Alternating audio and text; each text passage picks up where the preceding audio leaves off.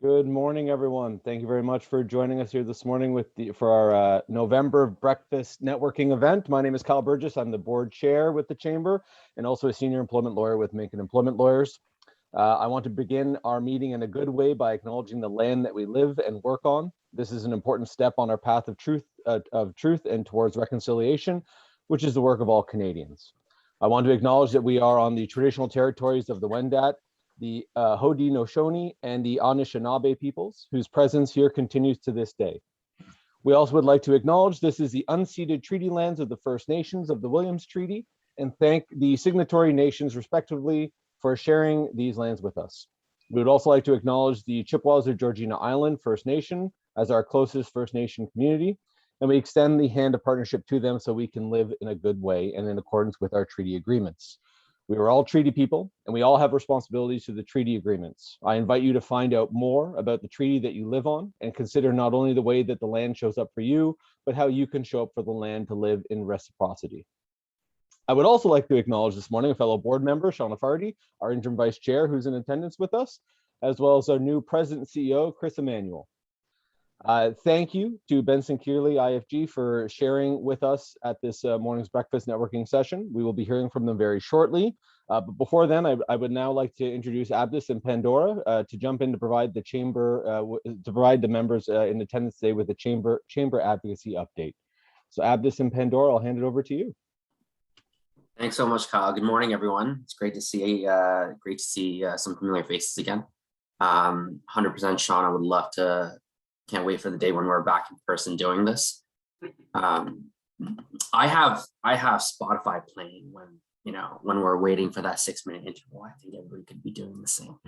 I'm just going to be sharing my time with Pandora. Pandora is new to the Newmarket Chamber team, and I'm sure you're all going to be connecting with her very soon. The province released the fall economic statement, which is more of a mid-year budget update last week. We've gone from, and the focus there was shifting from pandemic support to long-term economic recovery. We saw some great investments that we as a chamber had been advocating on behalf of our members. One of those was the Bradford bypass, key to infrastructure growth and ensuring we have a consistent supply of movement of goods, and obviously supporting Newmarket's long-term densification targets.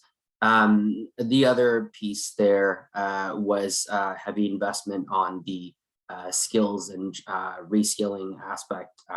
We know that it is critical to the long-term recovery. I'm sure many of you heard, you're all business owners, you might be intimately familiar with the great resignation that's happening. There's a lot of migration within careers at the moment. So this will definitely go a long way to supporting businesses as they try to address some of those issues.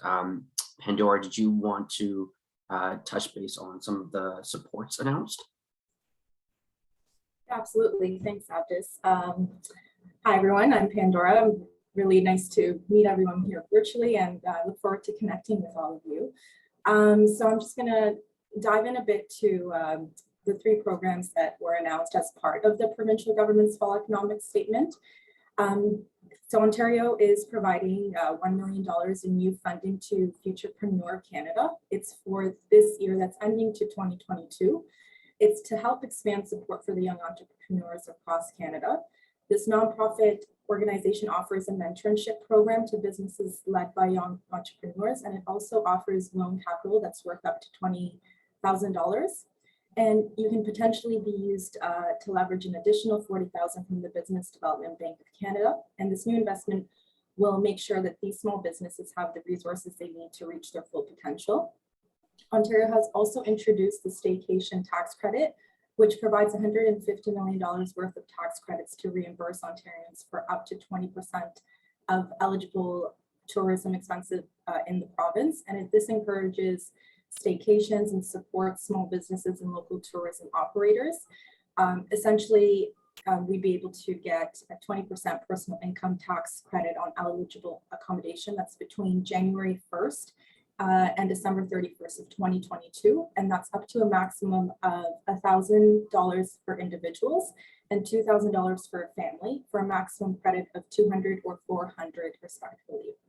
And the third one I wanted to touch on was the provincial government is launching a new small business digitization action plan, which includes $40 million over the next 2 years to enhance the Digital Main Street program, to better position the province, the Ontario businesses to compete and improve the productivity of their workers by providing small businesses with grants, offering technical training for the workers, and digital resources to help businesses reach more customers in person and online. Also supporting the opening of online stores through the Shop Here program, and offering access to digital service squads, which provides one-on-one help and access to digital transformation grants that will fund the implementation of these digital strategies for small businesses. The expansion of Digital Main Street is expected to help 36,000 businesses over the course of the next 2 years. And as part of this action plan, Ontario is also investing $10 million over the next 2 years to create a new small business digitization competence center. So this center will provide small businesses with training and support for emerging equipment and digital adaptation. So that's all for me for now. Thanks, Pandora. I know there's a piece in the FES that is concerning for some businesses, the minimum wage increase, and we're working for that. I believe our present CEO has some remarks around that. Chris, over to you. Thanks so much, Abdus. So everyone knows, I reached out to Minister Elliott this week. Abdus, Pandora, and I were met briefly after the provincial fall economic statement. Part of it was about set aside, the notion of minimum wage increase. The Chamber's position has been that, the Ontario Chamber has been, you need to better consult the business community. I think some people were caught off guard with that announcement. And so the thrust of our messaging was largely around, it was disappointing that the business community wasn't consulted. We're kind of blindsided. In fact, the position previously was very much the opposite of what they announced. So really expressed to Minister Elliott that, the business community, especially now, with so much uncertainty, that business really shouldn't be blindsided by kind of surprises like that. Again, position on minimum wage increase, whether you phase it in, whether you jump that way, et cetera. It's more the consultation really should be better on initiatives like that. Certainly going into the holiday season, restaurants especially, there had been no previous talk about increasing server minimum wage. And so I think the restaurant industry, which is very adversely impacted during COVID, they were very much blindsided by this. So just want to express that. I don't know that it will have a lot of impact, but wanted to make sure that the business community knew that we expressed the position of the Chamber, which has been shared previously, Bill 148, and now going to this as well. So thanks, Abdus. Thank you. I think that's it on our end. Kyle, back over to you. Thank you, Abdus, Pandora, and Chris. That's great. Good information to hear. Thank you very much.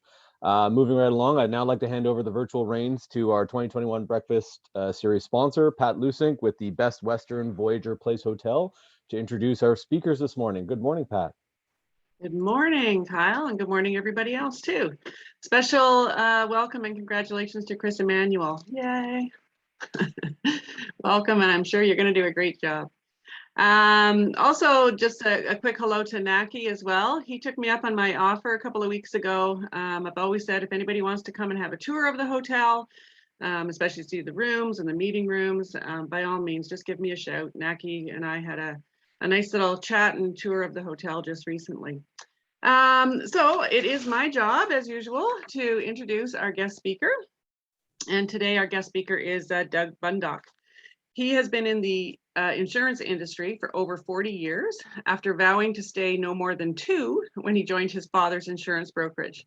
Now a seasoned insurance professional, Doug joined the BKIFG team in 2017, and his real passion for commercial insurance stems from the relationships he's able to build with his clients.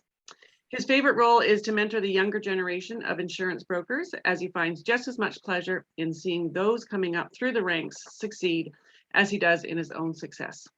He is the Chief Operating Officer, and he looks after the private client group within BKIFG. And Doug, the floor is yours. Thank you so much, Matt. It's great to be back with you all. I can hear a bit of an echo here someplace. Oh, there it's gone. I was with you last year around this time, so it is great to be back. A month or so ago, when I was asked to speak, I wasn't sure really what to talk about, to be honest with you.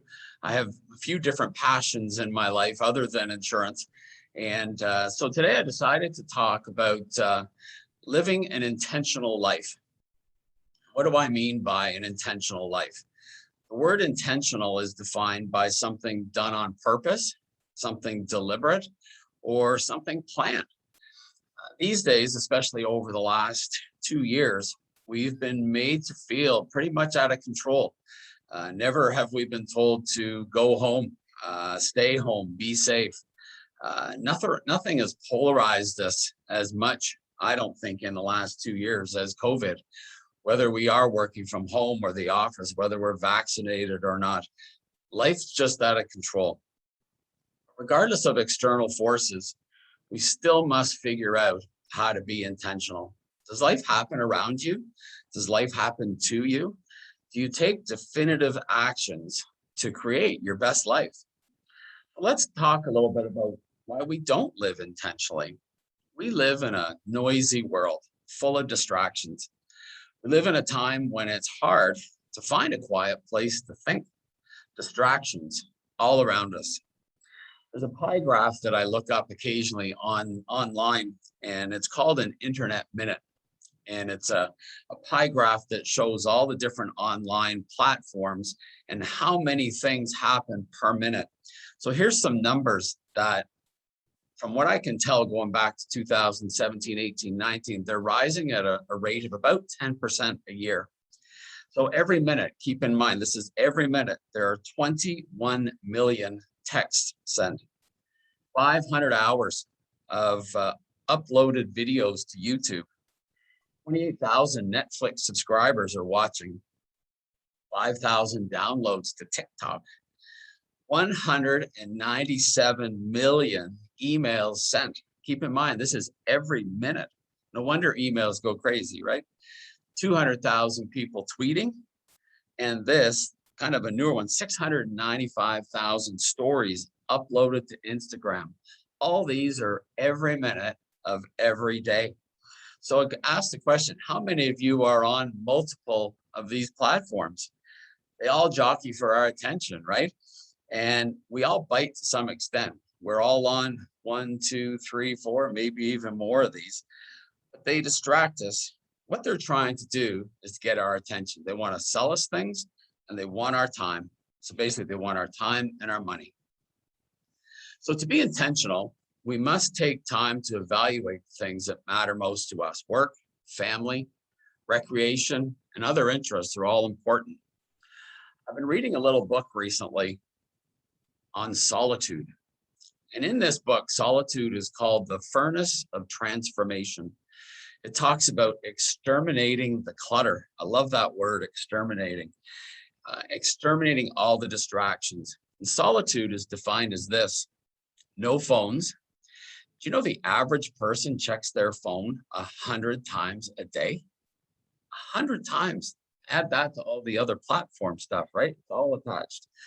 Solitude, no meetings, no emails, no music, no books, just us and our thoughts. Sometimes there are things in our lives that are just uncomfortable to deal with, so we don't take the time to think about them. We don't allow ourselves to be in solitude, because if we do that, we have to work these things out. We don't sit and think because it hurts. I get it. We all have been there. We all have hurt. Some of us are there right now. I get a newsletter every Friday. It's written by a gentleman by the name of Robert Glazer, and Robert's a cultural marketing leader out of the US. A couple of weeks back, he sent an email. He talked about worry. Worry has the ability to take our thoughts, both positive and negative, and blow them way out of proportion. He quoted a gentleman by the name of Warren Rustan, who was a former USA government official. And I need you really to listen to this quote because it hit home to me. If you don't control it, don't worry about it because you don't control it. If you do control it, don't worry about it because you do control it. Let me repeat that, okay? If you don't control it, don't worry about it because you don't control it. And if you do control it, why worry about it? Because you've got it under control. When we worry, we often lose perspective, and the things we worry about seem to be reality. The fact is, most of what we worry about never, ever happens. It steals our present and can potentially destroy our future. So how do we go about getting intentional? How do we change this? How do we change a little bit of the world that we live in, but not so much change the world, but change our reaction to it? So number one is have a plan each day as to what you want to accomplish. I used to have a to-do list, and daily I would write out my list of to-dos, and at the end of the day, there you go, nice. And I'd highlight the things that were done. But I changed my mindset some time ago, and I don't have a to-do list anymore. I have a get-to list. And it's about just changing that point of reference. It's not, yeah, I got to do this and I got to do that. No, I get to do this. I get to help my peers. I get to help my clients. I get to do the things that I do. It's a positive statement as opposed to just a statement. Have a goal in mind. What are the top 3 to 5 things you want to accomplish every day? Write them down and try to make them happen. Don't waste time. Back to the internet minute. Widely used phrase these days is called doom scrolling. And it's basically getting onto one of those sites and you just keep going and you're flipping and you're going all over the place. Next thing you know, what's happened? You've lost half an hour. You've lost even more than that. And all it's done is just waste your time. There's a new tool that came out with one of the recent upgrades. I guess I have an iPhone that keeps track of your hours that you're actually online. I actually shut it off on my phone a while back because it was disturbing. But it tells you how many hours you're actually on the stupid thing. I'm going to turn it back on at some point. I just turned it off because I didn't want to see it. Where is your focus? We all focus on things that add value. Again, so many things take our focus, but we need to find the focus and really determine to make those things matter. At the end of the day, what is it that matters most? I try to complete on Fridays what I call a positive focus. I sit down and I try to find 10 things each week that were positive. It could be a success. It could be something where I've maybe helped somebody, something that I'm grateful for. Every Friday, I try to fill that out. What that does is it makes my week matter. It makes me go home on a Friday night feeling very positive that I've actually accomplished something. Sometimes I struggle to find 10. And other times I find 10 and 15 and maybe even 20. But it makes me leave my office on a Friday and I feel very positive, like I'm accomplishing something. Last year when I spoke to you, I spoke about journaling, and I'm a big journaler. And this is the time where solitude and writing all kind of come together. Some would say I don't have time for it, and I will question that. And I'll say you don't have time not to. We make time in life for what's important to us, for what matters. If something really matters, if someone really matters to us in our lives, we make time. We just find the time. I do focus still on my 7 words that I talked about last year while journaling, and those words are goals, giving, kindness, gratitude, passion, confidence, and legacy. When I journal, I try to write a statement or a positive statement or a thought or something that I want to accomplish by using those words. And you'll see me sitting down at the Starbucks at Stackhouse and Leslie most mornings by around 7 o'clock. And I sit there as long as I feel like it. Sometimes it's half an hour, sometimes it's an hour, but it's that time. That's my solitude. That's my time when I can actually feel like I have some control, if you will, over my life. I shared a book with my staff here a bit ago, and it's all about habits. Habits to me are life altering. Good habits or bad habits, still life altering. Book that I want to refer to is Atomic Habits, and it's called, written by James Clear. And this book actually helps you create good habits, and he also helps you remove bad habits, if you will. So let me ask, do your current habits support creating and living an intentional life? Do they work for you or do they work against you? Living an intentional life is about having your whole system work together to let you create the best version of yourself. There's a poem that I like to quote, and there's a little book that I buy and give to people, and it's called The Dash. It's written by Linda Ellis.